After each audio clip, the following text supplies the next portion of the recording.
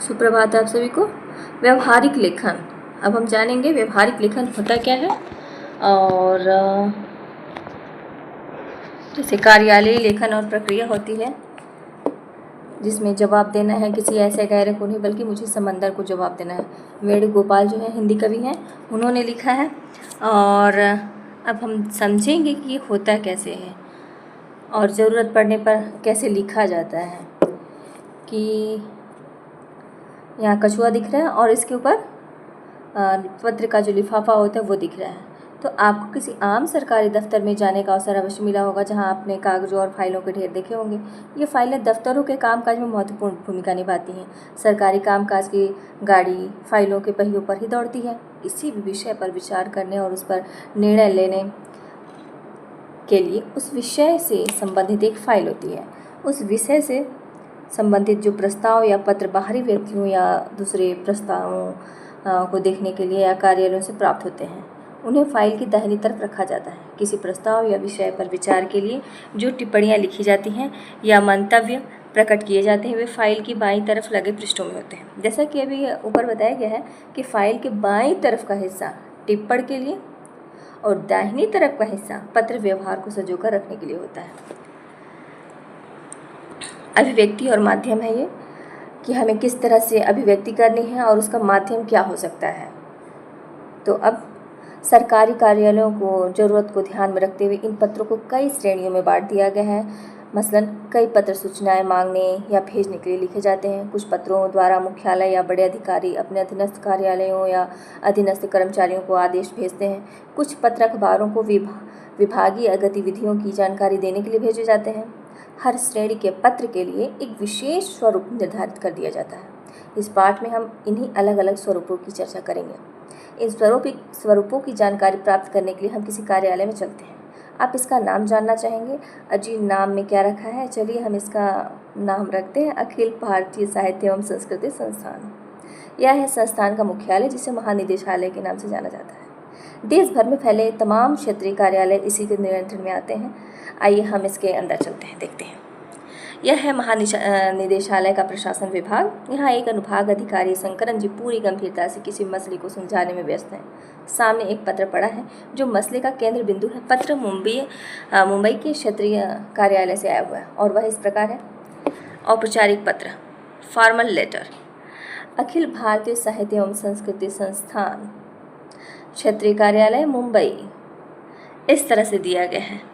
सेवा में महानिदेशक, फाइल संख्या मुंबई का 2005 206 और मुंबई 15 मार्च 2005।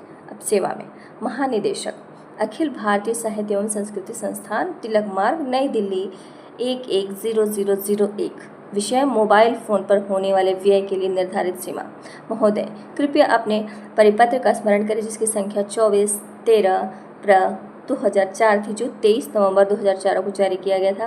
परिपत्र में हिदायत दी गई थी कि मोबाइल फ़ोन पर महीने में 2000 से अधिक खर्च नहीं किया जाना चाहिए था।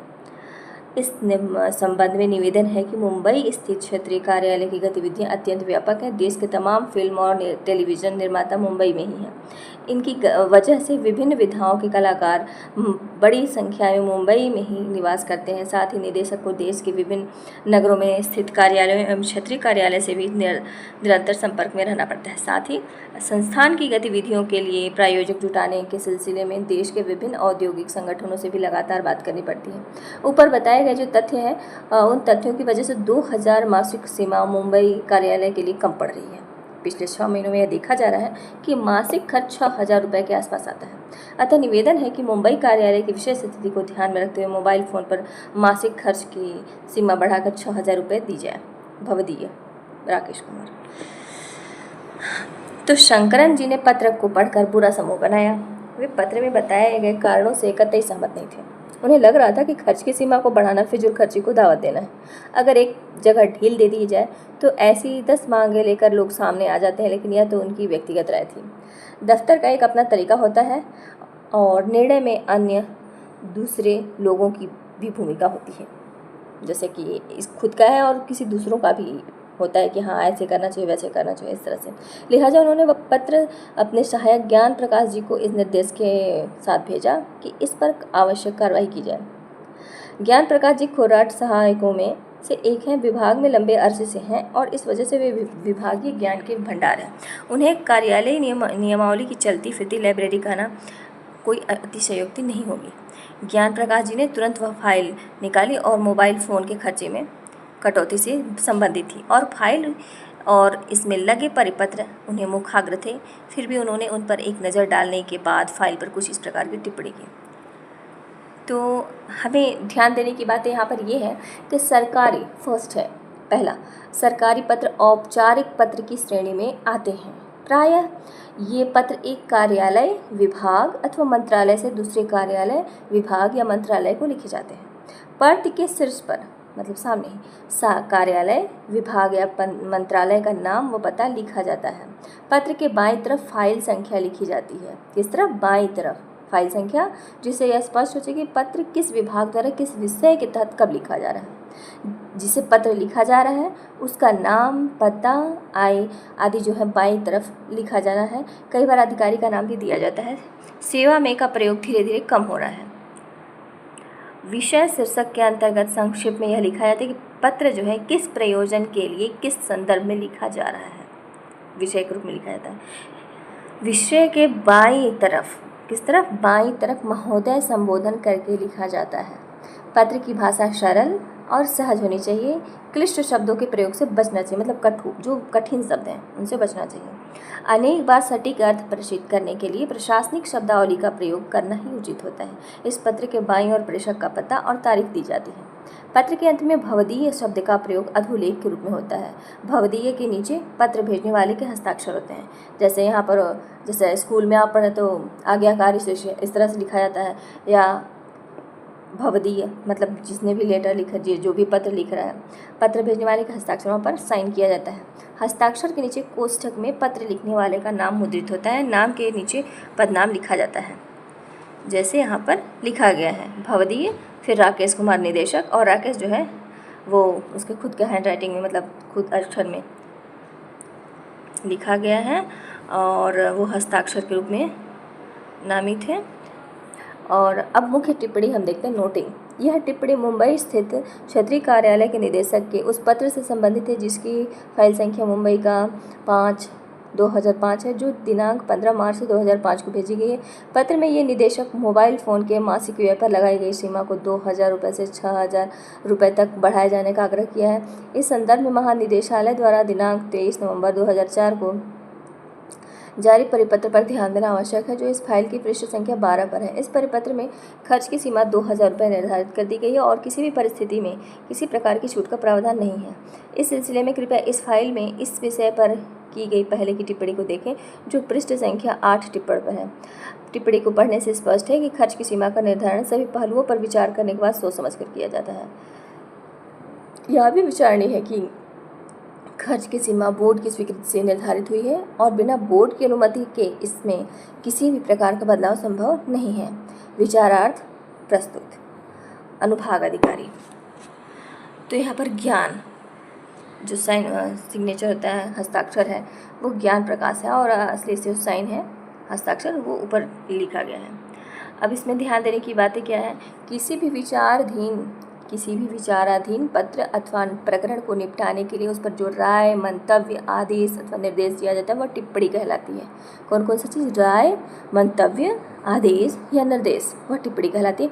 टिप्पणी शब्द अंग्रेजी के नोटिंग शब्द के अर्थ में प्रयुक्त होता है। टिप्पणी लिखने की प्रक्रिया को हम टिप्पणी यानी नोटिंग भी कह सकते हैं, यानी नोटिंग भी। टिप्पणी को हम क्या कहते हैं, या टिप्पणी क्या कहते हैं? नोटिंग। टिप्पणी का उद्देश्य उन तथ्यों को स्पष्ट तथा तर्क संगत रूप में प्रस्तुत करना है जिस पर निर्णय लिया जाना है, साथ ही उन बातों की ओर भी संकेत करना है जिनके आधार पर उक्त निर्णय संभवतः लिया जा सकता है। टिप्पणी का उद्देश्य मामलों को नियमानुसार निपटाना है। टिप्पणी मुख्यतः 2 प्रकार के होते हैं, सहायक स्तर पर टिप्पणी, अधिकारी स्तर पर टिप्पणी। कार्यालय में टिप्पणी कार्य अधिकतर सहायक स्तर पर होता है। इसे आरंभिक टिप्पणी या मुख्य टिप्पणी कहते हैं, जिसमें सहायक विचाराधीन मामले का संक्षिप्त ब्यौरा देते हुए उसका विवेचन करना है। इस प्रकार के टिप्पणी में सबसे पहले मूल पत्र या आवती में दिए गए विवरण या तथ्य का सार दिया जाता है। फिर निहित प्रस्ताव की व्याख्या की जाती है और संबंधित नियमों विनियमों का हवाला देते हुए अपनी राय दी जाती है। टिप्पणी लिखने के बाद सहायक अधिकारी दाहिनी ओर अपने हस्ताक्षर कर उसे अपने अधिकारी के सम्मुख प्रस्तुत करता है। जिस अधिकारी को प्रस्तुत किया जाना है उसका पदनाम वहाँ बाईं ओर लिखा जाता है। टिप्पणी लिखने से पूर्व सहायक के लिए संबंधित विषय को समझना बहुत आवश्यक होता है। टिप्पणी अपने आप में पूर्ण एवं स्पष्ट होनी चाहिए। इसमें असली मुद्दे पर अधिक बल देना चाहिए। टिप्पणी संक्षिप्त, विषय संगत, तर्क संगत और क्रमबद्ध होनी चाहिए। टिप्पणकार को अपने विचार संतुलित एवं शिष्ट भाषा में देने चाहिए। अपने विचार जो है संतुलित भाषा में और शिष्ट भाषा में, जो अच्छा लगे। ये इतना कठोरता वाला नहीं, कठिन शब्द नहीं यूज करना चाहिए, किसी से समझना है और उसके सामने अपनी बातों को, अपने तथ्यों को, जो भी आपकी समस्या है वो सब एक अलग भाषा में, शिष्ट भाषा में, जिसमें अच्छा हो। इसमें व्यक्तिगत आक्षेप, उपदेश या पूर्वाग्रहों के लिए कोई स्थान नहीं होता। टिप्पणी सदैव अन्य पुरुष में लिखी जाती है। श्री ज्ञान प्रकाश जी के ज्ञान से प्रकाशित होने के बाद फाइल अब शंकरन जी के पास आ गया, तो वे तो पहले से ही भरे बैठे थे। ज्ञान प्रकाश जी की टिप्पणी को पढ़ने के बाद उनकी बाँछें खिल गई। ज्ञान प्रकाश जी की मुख्य टिप्पणी के लिए उन्होंने अपनी जो आनुषंगिक टिप्पणी है कुछ इस प्रकार से दर्ज की। मैं ऊपर लिखी टिप्पणी से सहमत हूँ। आनुषंगिक टिप्पणी है, ये क्या है? अनुषंगिक। तो वो लिख रहे हैं कि मैं ऊपर लिखी टिप्पणी से सहमत हूँ। साथ ही इस ओर भी ध्यान दिलाना चाहूँगा कि मुंबई कार्यालय के निदेशक पिछले 6 महीने से निर्धारित सीमा से अधिक खर्च करते रहे हैं, जो परिपत्र का उल्लंघन है। चूँकि परिपत्र में किसी प्रकार की छूट का प्रावधान नहीं आता, अतिरिक्त राशि निदेशक द्वारा देय होनी चाहिए। यह राशि निदेशक के वेतन से काटी जा सकती है। जी शंकरन, अनुभाग अधिकारी। उपदेशक, ये विचारार्थ है। उपदेशक प्रशासन। ध्यान देने की बात यह है कि सहायक आरंभिक या मुख्य टिप्पणी को जब संबंधित अधिकारी के पास भेजता है तो वह अधिकारी टिप्पणी पढ़ने के बाद नीचे मंतव्य लिखता है। इसे आनुषंगिक टिप्पणी कहते हैं। यह क्रिया आनुषंगिक टिप्पणी कहलाती है। मतलब मंतव्य, मन की बातें, जो भी सही है, जो उचित लग रहा है। अगर अधिकारी अपने अधीनस्थ की टिप्पणी से पूरी तरह से सहमत है तो इस प्रकार की टिप्पणी की आवश्यकता नहीं होती। अधिकारी अधीनस्थ की टिप्पणी के नीचे या तो केवल हस्ताक्षर भर करता है या मैं उपयुक्त हूँ, टिप्पणी से सहमत हूँ लिखता है। अगर अधिकारी अपने अधीनस्थ की टिप्पणी से पूरी तरह सहमत है मगर उसे और सशक्त एवं तर्क संगत बनाने के लिए अपनी ओर से भी कुछ जोड़ना चाहता है तो अपना मंतव्य आनुषंगिक टिप्पणी के रूप में दर्ज कर देता है। यदि अधिकारी पूर्णतः असहमत है या आंशिक रूप से सहमत है तो वह अपने तर्क और कारणों के साथ अपनी आनुषंगिक टिप्पणी करता है। अधिकारी को अधीनस्थ की टिप्पणी को काटने, बदलने या हटाने का अधिकार नहीं है। वह केवल अपनी सहमति, आंशिक सहमति या असहमति व्यक्त कर सकता है। आनुषंगिक टिप्पणी प्रायः संक्षिप्त होती है, लेकिन असहमति की स्थिति में कई बार इस प्रकार की टिप्पणी बड़ी भी हो सकती है। अब फाइल एक और सीढ़ी चढ़कर राजकुमार शर्मा जी की मेज पर आ गई, जो उपनिदेशक हैं, मतलब प्रशासन के उपनिदेशक हैं। कामकाज को वे बड़ी दक्षता और पूर्ति से निपटाते हैं। वे नियमों के पाबंद हैं और उनमें जो कोताही है उन्हें पसंद नहीं है। उसमें कोताही जो है पसंद नहीं, उसमें मतलब क्या कहा जाए कि उसमें कुछ भी, मतलब देर सवेर परेशानी ऐसा कुछ नहीं, जो आया है वो आए, उसमें कोई कोताही उनको पसंद नहीं था। जब भी कोई फाइल उन तक पहुंची तो वो उसमें किसी की गोताखोर की तरह डुबकी लगाते हैं और मोती निकाल लेते हैं। इस फाइल की गहराई में भी वे कुछ इस प्रकार उतरे। विचार के जो मोती निकले उसे उन्होंने फाइल पर इस प्रकार जड़ा। मैं सहायक से सहमत हूँ। साथ ही यह भी जोड़ना चाहूँगा कि 23 नवंबर 2004 को जब परिपत्र जारी किया गया था तब कॉल की दरें ज़्यादा थी, जो अब काफ़ी गिर चुकी है। ऐसे में यह साफ है कि प्रकारांतर से निर्धारित व्यय सीमा अपने आप ही बढ़ गई है। इसे और घटा दिया जाए तो संस्था के खर्च में कमी आएगी, जो लोकहित में होगा। मैं अनुभाग अधिकारी के इस सुझाव से सहमत नहीं हूँ कि सीमा से अधिक की धनराशि निदेशक के वेतन से वसूली जाए, लेकिन उनमें विस्तार से स्पष्टीकरण मांगा जा सकता है। विचारार्थ, मतलब विचार। उप महानिदेशक प्रशासन राजकुमार शर्मा, उपनिदेशक। फाइल अब गुमरान अहमद, उप महानिदेशक प्रशासन के पाले में थे। उन्होंने फाइल को पढ़ने के बाद सहमति स्वरूप से हस्ताक्षर कर दिए। फाइल का अगला पड़ाव महानिदेशक के पास था। मणिकांत मंडल महानिदेशक थे। अपनी पूरी व्यवस्था के बावजूद वे हर फाइल पूरी गहराई से पढ़ते थे।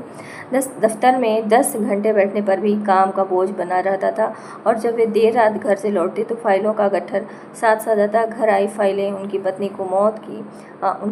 को सौत की तरह लगती, मगर वह भी थक हार कर समझौता कर चुकी थी। ये थोड़ा सा कम दिखाई दे रहा, सौत को मौत पड़ रही है। मंडल की एक अनुभवी और सुलझे इंसान थे। फाइल पढ़कर उन्होंने महसूस किया कि नीचे के अधिकारियों के नियमानुसार सभी सही टिप्पणी लिखी है, लेकिन वे मुंबई कार्यालय के निदेशक के पक्ष से ही सहमत थे। दौरे पर मुंबई आते आते उन्हें वहाँ की परिस्थितियों का ज्ञान था। उन्होंने सोच विचार के बाद अपनी टिप्पणी इस प्रकार लिखी। प्रशासन के अधिकारियों ने नियमानुसार सही टिप्पणी लिखी है, मगर निदेशक के खर्च की सीमा के अतिक्रमण के जो कारण दिए गए उन्हें भी नकारा नहीं जा सकता। अपने दौरों में मैंने यह पाया कि पिछले 6 महीनों के दौरान केंद्र की गतिविधियों में जो बढ़ोतरी हुई है, उन्हें ध्यान में रखते हुए मोबाइल फ़ोन पर हुआ खर्च उचित प्रतीत होता है। खर्च की सीमा संबंधी परिपत्र तैयार करने में क्रम में अलग अलग केंद्रों की विशिष्ट आवश्यकताओं को ध्यान में नहीं रखा गया है। मुंबई की तुलना अन्य स्थानों में नहीं हो सकती, अतः मुंबई के लिए खर्च की सीमा बढ़ाकर 6,000 रुपये प्रति मास करना युक्तिसंगत प्रतीत होता है। चूँकि मासिक व्यय संबंधी पिछला परिपत्र बोर्ड की अनुमति के बाद जारी किया गया था, अतः बोर्ड की अगली बैठक में इस पूरे मसले को प्रस्तुत कर उनकी अनुमति ली जानी चाहिए। मणिकांत मंडल, महानिदेशक और उप महानिदेशक प्रशासन। उधर अपने पत्र का कोई जवाब न पाकर मुंबई केंद्र के निदेशक राकेश कुमार जी चिंता में पड़ गए। उन्हें महानिदेशालय को अपनी पहली चिट्ठी को याद दिलाने के लिए स्मरण पत्र या अनुस्मारक रिमाइंडर भेजा, जो इस प्रकार था। ये देखिए निदेशक और जो ला रहे हैं वो अनुस्मारक या स्मरण पत्र। अखिल भारतीय साहित्य एवं संस्कृत संस्थान, क्षेत्रीय कार्यालय, मुंबई। अब 26 अप्रैल 2005। महानिदेशक अखिल भारतीय साहित्य एवं संस्कृत संस्थान, तिलक मार्ग, नई दिल्ली 11110001। विषय: मोबाइल फ़ोन पर होने वाले व्यय के लिए निर्धारित सीमा। महोदय, कृपया उपर्युक्त विषय पर इस कार्यालय द्वारा भेजे संख्यक पत्र का स्मरण कर, जो 15 मार्च 2005 को भेजा गया था। निवेदन है कि मोबाइल फ़ोन की मासिक व्यय सीमा को बढ़ाने संबंधी इस कार्यालय के अनुरोध पर विचार कर कृपया आवश्यक स्वीकृति जारी की जाए। भवदीय राकेश को। ध्यान देने योग्य इसमें बातें यह है कि जब किसी पत्र, ज्ञापन इत्यादि का उत्तर समय पर प्राप्त नहीं होता तो याद दिलाने के लिए अनुस्मारक भेजा जाता है। इसे स्मरण पत्र भी कहते हैं। इसका प्रारूप औपचारिक पत्र की तरह ही होता है, मगर आकार छोटा होता है। अनुस्मारक के रूप में पूर्व पत्र का हवाला दिया जाता है। जब एक से अधिक अनुस्मारक भेजे जाते हैं तो पहले अनुस्मारक को अनुस्मारक 1, दूसरे को अनुस्मारक 2, तीसरे को अनुस्मारक 3 इत्यादि लिखते हैं। महानिदेशक ने इस अनुस्मारक को गुफरान अहमद उप महानिदेशक के पास इस हिदायत के साथ भेजा कि मुंबई कार्यालय के निदेशक को एक अंतरिम उत्तर भेज दिया जाए। गुफरान अहमद के पास फाइल भी लौट चुकी थी। महानिदेशक ने निचले अधिकारियों द्वारा की गई अनुशंसा को बिल्कुल ही उलट दिया था। यह बात एक क्षण के लिए गुफरान अहमद को चुभी जरूर, लेकिन अनुभव उन्हें अच्छी तरह सिखा दिया था कि कार्यालय के दैनिक कार्य व्यापार में ऐसी उलटफेर होती रहती है और इसे खेल भावना से ही लिया जाना चाहिए। उन्होंने तय किया कि बोर्ड की स्वीकृति के लिए भेजी जाने वाली टिप्पणी वे स्वयं ही तैयार करेंगे और राकेश कुमार को अंतरिम उत्तर भी खुद ही भेजेंगे। मुंबई केंद्र के निदेशक राकेश कुमार को उन्होंने एक अंतरिम उत्तर अर्ध सरकारी पत्र के रूप में कुछ इस प्रकार भेजा। अर्ध सरकारी पत्र और सब वही है ऊपर। प्रिय श्री कुमार, कृपया 15 मार्च 2005 को और 26 अप्रैल 2005 को भेजे गए अपने पत्रों का स्मरण करें, जो मोबाइल फ़ोन पर किए जाने वाले मासिक व्यय की सीमा बढ़ाने के बारे में थे। आपसे अनुरोध पर कार्यवाही की जा रही है, चूँकि व्यय सीमा में बढ़ोतरी के लिए बोर्ड की अनुमति आवश्यक है। अतः हम इस मसले को बोर्ड की अगली बैठक में प्रस्तुत करेंगे। इस मसले पर बोर्ड के निर्णय से हम आपको अवगत करा देंगे। शुभकामनाओं सहित आपका गुफरान अहमद। औपचारिक पत्र के विपरीत अर्ध सरकारी पत्र में अनौपचारिकता का पुट होता है। इसमें एक मैत्री भाव होता है। कैसा भाव होता है? मैत्री भाव होता है। अर्ध सरकारी पत्र तब लिखे जाते हैं जब लिखने वाला अधिकारी संबंधित अधिकारी को व्यक्तिगत स्तर पर जानता है। इस प्रकार पत्र ऐसी स्थिति में लिखा जाता है कि किसी खास मसले पर संबोधित अधिकारी का ध्यान व्यक्तिगत रूप में आकर्षित कराया जाए या उसका व्यक्तिगत परामर्श लिया जाए। प्रारूप में बाईं ओर शीर्षक का प्रेषक का नाम होता है, उसके नीचे उसका पदनाम होता है। अर्ध सरकारी पत्र के लिए अमूमन कार्यालय के लेटर हेड का प्रयोग होता है, अगर उपलब्ध हो। पत्र के प्रारंभ में संबोधन के रूप में महोदय या प्रिय महोदय का प्रयोग नहीं होता। ऐसे पत्र में आमतौर पर प्रयोग किए जाने वाले संबोधन में प्रिय श्री या प्रियवर श्री हो सकता है। पत्र के अंत में अधोलेख के रूप में दाहिनी और भवदी के स्थान पर आप का प्रयोग किया जाता है। अंत में बाईं ओर संबोधित अधिकारी का नाम, पदनाम और पूरा पता दिया जाता है। गुफरान अहमद की अगली जवाबदेही इस मसले को बोर्ड के समक्ष रखने की थी।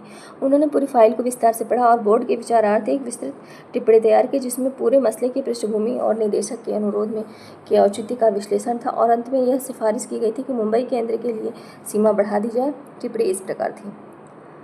अखिल भारतीय साहित्य एवं संस्कृति बोर्ड की 55वीं बैठक के विचारार्थ प्रस्तुत टिप्पणी। मोबाइल फ़ोन के लिए निर्धारित व्यय सीमा। विषय: बोर्ड ने 12 नवंबर 2004 को अपनी 43वीं बैठक में निर्णय किया था कि विभिन्न क्षेत्रीय कार्यालयों के निदेशकों को कार्यालय द्वारा प्रदान मोबाइल फ़ोन पर किए जाने वाले खर्च की सीमा 2000 रुपये प्रति माह हो। बोर्ड के निर्णय का पालन करते हुए महानिदेशालय ने इस संबंध में 23 नवंबर 2004 को एक परिपत्र जारी किया था, जिसकी एक प्रति संलग्न है।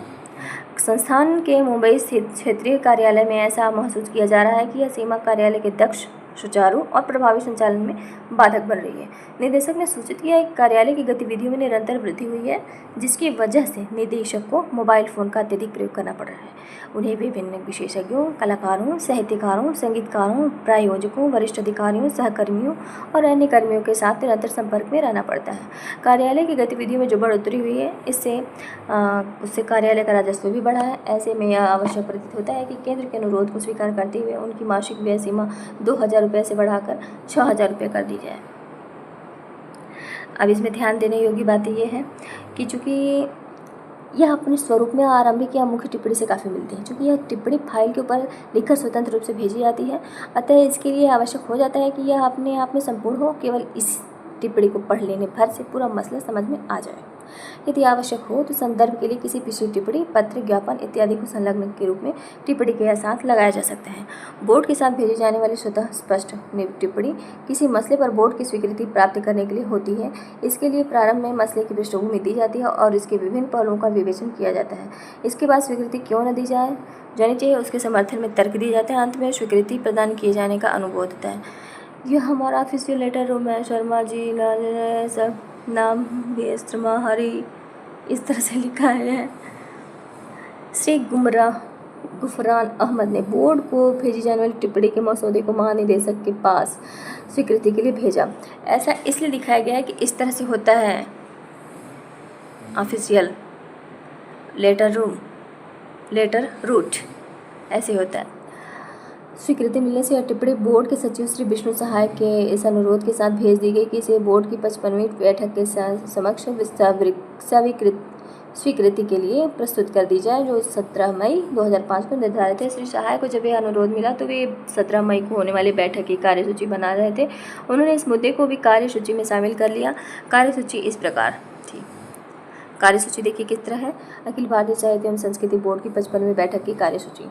54वीं बैठक के कार्यवृत्ति की संपुष्टि। दूसरा, पिछली बैठकों के लिए किए गए निर्णयों के अनुपालन की समीक्षा। तीसरा, लेखकों, कलाकारों और विशेषज्ञों को दिए जाने वाले पारिश्रमिक की समीक्षा। चौथा, संस्थान द्वारा आयोजित कार्यक्रमों की गुणवत्ता बढ़ाए जाने से संबंधी प्रतिवेदन पर चर्चा। मोबाइल फ़ोन पर होने वाले मासिक व्यय पर लगाई गई सीमा की समीक्षा। अध्यक्ष की अनुमति से किसी भी अन्य विषय पर विमर्श। बोर्ड की बैठक अपनी निर्धारित तिथि यानी 17 मई 2005 को संपन्न हो गई। यह बोर्ड एक शीर्ष संगठन था जिसका नाम अखिल भारतीय साहित्य एवं सांस्कृतिक संगठन के कामकाज पर निगरानी रखना और इसके लिए आवश्यक नीतियां तय करना था। इस बोर्ड में संस्थान के उच्च अधिकारियों के अलावा बाहरी सदस्य भी थे जो अपने अपने क्षेत्रों में जाने माने लोग थे। इन्होंने पूरे मसले पर जमकर चर्चा की और हर पक्ष को अच्छी तरह से जांचा परखा और बैठक की समाप्ति के बाद बोर्ड के सचिव विष्णु सहाय ने बैठक का कार्यवृत्त तैयार किया, जो इस प्रकार था। किसी भी संस्था की औपचारिक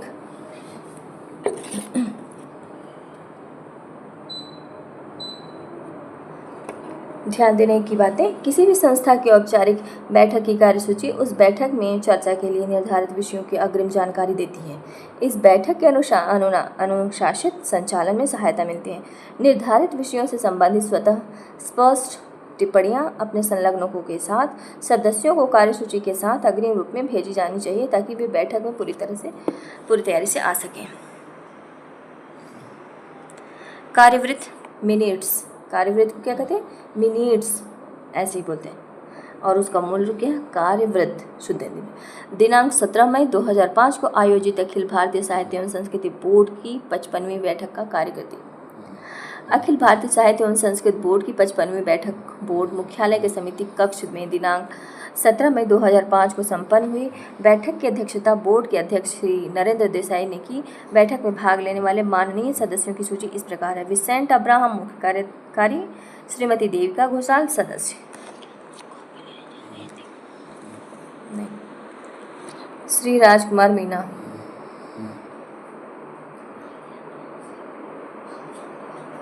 सदस्य कार्मिक, श्री अक्षय पटनायक सदस्य योजना एवं विकास, श्री मणिकांत मंडल महानिदेशक अखिल भारतीय साहित्य एवं संस्कृति संस्थान, श्रीमती राधिका बरुआ सदस्य, श्री सुदीप हेम्ब्रम सदस्य, श्री आर कृष्णस्वामी सदस्य। कार्रवाई के प्रारंभ में अध्यक्ष ने अपनी दक्षिण अफ्रीका यात्रा की चर्चा करते हुए वहाँ की संस्कृति पर भूमंडलीकरण के प्रभावों का जिक्र किया। उन्होंने यह भी बताया कि दक्षिण अफ्रीका के अनुभवों से हम सब क्या सीख सकते हैं, सबक ले सकते हैं। अनुभवों से हम क्या सबक ले सकते हैं, क्या सीख सकते हैं, मतलब उपयुक्त सामान्य चर्चा के बाद बैठक की कार्यसूची में वर्णित विषयों पर विमर्श हुआ कि जिसका संक्षिप्त विवरण इस प्रकार है। 54वीं बैठक के कार्यवृत्त की संपुष्टि। बोर्ड ने 54वीं बैठक के कार्यवृत्त की संपुष्टि कर दी। इसमें लिए गए निर्णयों के अनुपालन पर एक प्रतिवेदन अगली बैठक में प्रस्तुत किया जाएगा। पिछली बैठकों में लिए गए निर्णयों के अनुपालन की समीक्षा। बोर्ड ने पिछली बैठक में लिए गए निर्णयों के अनुपालन संबंधी प्रतिवेदन की विस्तार से समीक्षा की, जहां उन्होंने यह संतोष व्यक्त किया कि अधिकांश निर्णयों का पूर्ण रूप से अनुपालन हो चुका है। वहीं उन्होंने इस बात पर भी जोर दिया कि जिन निर्णयों का अनुपालन शेष है उन्हें अगली बैठक के पहले कार्यान्वित कर दिया जाए। लेखकों, कलाकारों और विशेषज्ञों को दिए जाने वाले पारिश्रमिक की समीक्षा। बोर्ड ने लेखकों, कलाकारों और विशेषज्ञों को दिए जाने वाले पारिश्रमिक पर विस्तृत चर्चा की। ऐसा महसूस किया गया कि लेखकों, कलाकारों और विशेषज्ञों को दिया जाने वाला मौजूदा पारिश्रमिक 5 वर्ष पूर्व निर्धारित किया गया था, जो समय और परिस्थितियों के आलोक में अपनी प्रासंगिकता खो चुका है। अतः पारिश्रमिक की दरों में वृद्धि अति आवश्यक है ताकि अच्छे लेखक, कलाकार और विशेषज्ञ संस्थान से जुड़े रहें और उनका सर्वश्रेष्ठ योगदान संस्थान को प्राप्त हो। इस संबंध में बोर्ड ने संस्थान द्वारा प्रस्तावित नई दरों पर दृष्टि डाली और उन्हें संतोषजनक पाते हुए अपनी स्वीकृति दे दी। बोर्ड ने यह भी टिप्पणी की कि ये दरें अविलंब लागू की जानी चाहिए। अब चौथा है संस्थान द्वारा आयोजित कार्यक्रमों की गुणवत्ता बढ़ाए जाने संबंधी प्रतिवेदन पर चर्चा। बोर्ड ने संस्थान द्वारा आयोजित कार्यक्रमों की गुणवत्ता बढ़ाए जाने संबंधी राधानंदन समिति की सिफारिशों पर भी चर्चा की। बोर्ड ने महसूस किया कि इन सिफारिशों का अध्ययन और भी गहनता से किया जाना चाहिए। इसके लिए बोर्ड ने श्रीमती देविका घोषाल सदस्य वित्त की अध्यक्षता में एक 3 सदस्यीय समिति का गठन किया। समिति के अन्य सदस्य श्री सुदीप हेम्ब्रम और श्री आर कृष्णस्वामी होंगे। समिति अपनी रिपोर्ट 2 माह में अंदर देगी। मोबाइल फ़ोन पर होने वाले व्यय पर लगाई गई सीमा की समीक्षा समिति ने इस मुद्दे पर विचार करते हुए संबंधित प्रस्ताव को अपनी स्वीकृति प्रदान की। बैठक में यह निर्णय भी लिया गया कि बोर्ड की अगली बैठक 14 और 15 जुलाई 2005 को बंगलौर में होगी। बोर्ड में किए गए फैसले के अनुसार लेखकों, कलाकारों और विशेषज्ञों के पारिश्रमिक में बढ़ोतरी के संबंध में एक विशेष विज्ञप्ति भी जारी करनी थी। उन्होंने जनसंपर्क अधिकारी श्री देवेंद्र शर्मा से इस बारे में अनुरोध किया। श्री शर्मा ने जो विज्ञप्ति जारी की वह इस प्रकार थी। ध्यान देने की बातें यह है कि कार्यसूची में रेखांकित कार्यों पर हुए विचार विमर्श का संक्षिप्त विवरण कार्यवृत्त में प्रस्तुत किया जाता है। इसमें क्रमशः उपस्थित लोगों की राय का पूरा विवरण दिया जाना चाहिए। उपस्थित व्यक्तियों के नाम पदानुसार दिए जाने चाहिए। प्रेस विज्ञप्ति, प्रेस रिलीज। अखिल भारतीय साहित्य एवं संस्कृति बोर्ड प्रेस विज्ञप्ति कैसे निकलता है देखते हैं हम लोग। अखिल भारतीय साहित्य एवं संस्कृत संस्थान पर द्वारा आयोजित कार्यक्रमों से जुड़े लेखकों और कलाकारों में पारिश्रमिक में वृद्धि। अखिल भारतीय साहित्य एवं संस्कृति बोर्ड ने निर्णय लिया कि अखिल भारतीय साहित्य एवं संस्कृति संस्थान द्वारा आयोजित कार्यक्रमों से जुड़े लेखकों, कलाकारों और विशेषज्ञों के पारिश्रमिक में तत्काल प्रभाव से वृद्धि कर दी जाए। ध्यान दें कि इसके पूर्व लेखकों, कलाकारों के पारिश्रमिक में सन 2000 में संशोधन किया गया था। पिछले कुछ समय से लेखकों और कलाकारों द्वारा यह शिकायत की जा रही थी कि संस्थान द्वारा दिए जाने वाले पारिश्रमिक की राशि बहुत कम है, जिनके कारण अच्छी प्रतिभाएं संस्थान में विमुख हो रही हैं। लेखकों और कलाकारों की शिकायतों को ध्यान में रखते हुए बोर्ड ने पारिश्रमिक की दरों को मंजूरी देते हुए यह विश्वास व्यक्त किया है कि इससे अच्छी प्रतिभाओं को आकर्षित करने में तो मदद मिलेगी, लेकिन कार्यक्रमों की गुणवत्ता में भी सुधार होगा। अब ध्यान देने योग्य ये बातें हैं कि कोई संस्थान या व्यक्ति किसी विषय या किसी बैठक में जो निर्णय लेता है उसे प्रेस विज्ञप्ति के माध्यम से सर्वसामान्य तक पहुंचाया जाता है। जो प्रेस विज्ञप्ति निकलती है उसको सभी पूरी जनता में सर्वसामान्य तक, मतलब सभी सामान्य लोगों तक पहुंचाया जा सकता है। निर्णय में विलंब का कारण और उससे होने वाले लाभ के बारे में भी जानकारी दी जाती है। हम प्रेस विज्ञप्ति के बारे में हम प्रेस विज्ञप्ति के चक्कर में मुख्य कथानक से हट गए हैं। आइए वापस देखते हैं। वैसे अब पटाक्षेप ही शेष है और यह काम गुफरान अहमद जी को सौंपा गया। उन्हें बोर्ड की व्यय सीमा संबंधी फैसले को कार्यान्वित करने के लिए एक परिपत्र जारी करना है। इस कथानक की चरम परिणति इस परिपत्र के रूप में हुई। अखिल भारतीय साहित्य एवं संस्कृति संस्थान महानिदेशालय परिपत्र है, बाकी पत्रांक और जगह स्थान। फिर विषय दिया है मोबाइल फ़ोन पर होने वाले व्यय के लिए निर्धारित सीमा। महानिदेशालय ने उपर्युक्त विषय पर दिनांक 23 नवंबर 2004 को एक संख्यक परिपत्र जारी किया था। उपर्युक्त परिपत्र द्वारा मोबाइल फ़ोन पर होने वाले व्यय की सीमा 2000 रुपये प्रतिमाह निर्धारित की गई थी। अखिल भारतीय साहित्य एवं संस्कृति बोर्ड द्वारा इस सीमा पर पुनर्विचार किया गया। तदनुसार उपर्युक्त परिपत्र में आंशिक संशोधन करते हुए यह निर्णय लिया गया है कि मुंबई क्षेत्रीय कार्यालय के लिए सीमा 6000 रुपये प्रतिमाह होगी। उपर्युक्त परिपत्र के अन्य प्रावधान पूर्ववत रहेंगे। यह निर्णय तत्काल प्रभाव से लागू होगा। गुफरान अहमद। अब इसमें ध्यान देने की ये बातें हैं कि बैठक में लिए गए महत्वपूर्ण निर्णयों को कार्यान्वित करने के लिए परिपत्र जारी किया जाता है। जिस मुद्दे को लेकर पहला परिपत्र जारी किया गया है या किया जाता है, उस मुद्दे पर होने वाला फैसला भी परिपत्र के रूप में जारी किया जाता है, जिसमें निर्णय को कार्यान्वित किए जाने के निर्देश होते हैं।